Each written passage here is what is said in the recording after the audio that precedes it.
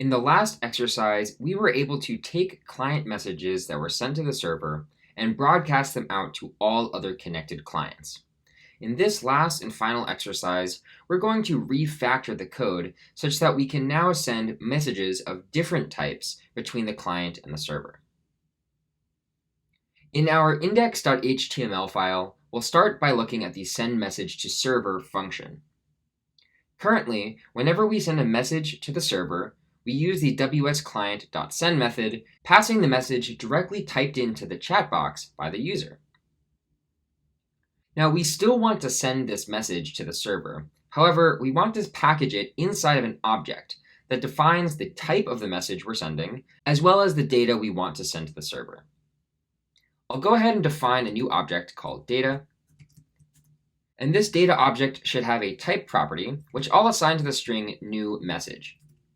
Now, the actual name of this message type isn't as important as making sure that you are using a consistent system throughout your application. Now, in addition to using the type property, we'll also provide a payload property. Depending on how you want to structure your data, you could simply pass the message directly as the payload. However, I like to use an object to wrap this message. This allows for further flexibility in the future should I ever want to send more than one piece of data as my payload. Now that I've packaged my message inside the payload of my data object, I can send it along to the server. However, I need to remember that this send method only accepts serialized data, which basically means a string. To convert this data object into a string, I can use JSON's .stringify method, which will attempt to turn an object into a string. With my data now stringified, I can safely send this object along the WebSocket connection. In addition to sending messages of the new message type, I'd also like to send messages of a new user type anytime that a client connects to the server. We can define this in the onOpen event handler defined here. Currently, we are just printing a message to the console. Let's add in another message type object here. I'll define another data object, and this object should have a type property. This time, I'll call the type new user. For this message, we don't actually need a payload, since we're just informing the server that a new user has joined the server. Again, using the wsClient.send method, we can send this data, making sure to use the json.stringify method first. Now, I'll go ahead and restart my server and see the work that we've done so far. Back in our browsers, I'm going to refresh the pages, and you're going to start seeing different kinds of messages appear in the chat. As you saw, each time I refreshed and connected to the server for each of these two clients, we saw the type new user object being pulled up into the chat. Let's try sending a message now.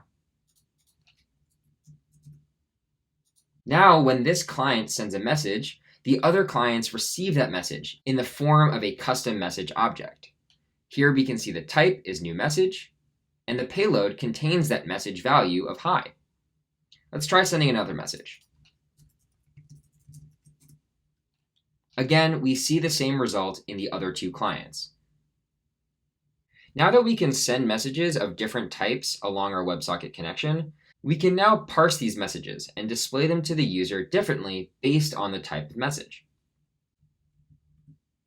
Back in our client-side index.html, we can handle all of the receiving message logic in our onMessage event handler. Currently, every time we receive a message, we are simply showing that message in our chat box. Before we can do this, we need to parse the data and identify the type of message we're receiving, and then decide how we want to format that message in our browser. For now, I'm going to comment out this line, though we'll add it back in a moment. The first step is parsing this message. We know that this message is going to be an object with a type and a payload property. So I'll go ahead and use object destructuring syntax to extract the type and payload values from our message.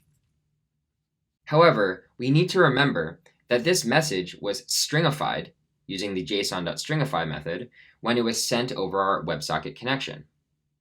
In order to use this message as an object instead of a string, we need to use the JSON.parse method.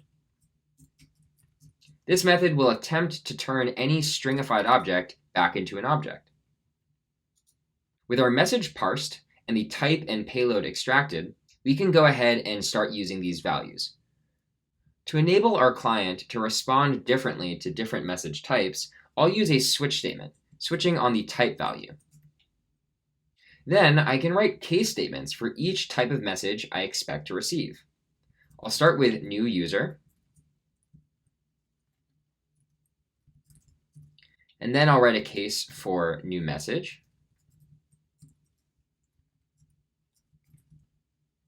And finally, I'll add the default case.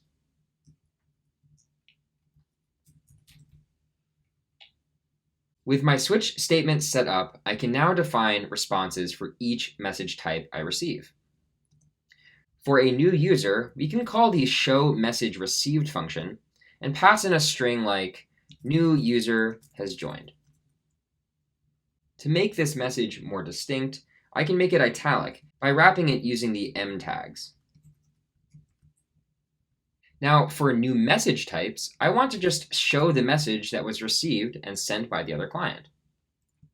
Remember, the payload contains the message, and the payload is an object with a message property. So here I can simply show message received and pass in the payload.message property. I'll go ahead and save my code and restart my server. Now back in the browser, we can refresh each client.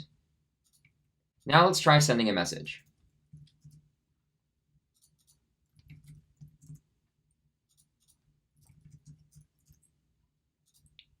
As you can see, messages of the new message type are displayed in plain text, whereas new user message types are displayed in italics. This is just the tip of the iceberg in terms of custom message types. And custom messages are where WebSocket applications start to get really interesting. As you start building your own WebSocket applications, one of the first steps you may consider is defining all of the custom message types that you wish to use within your application.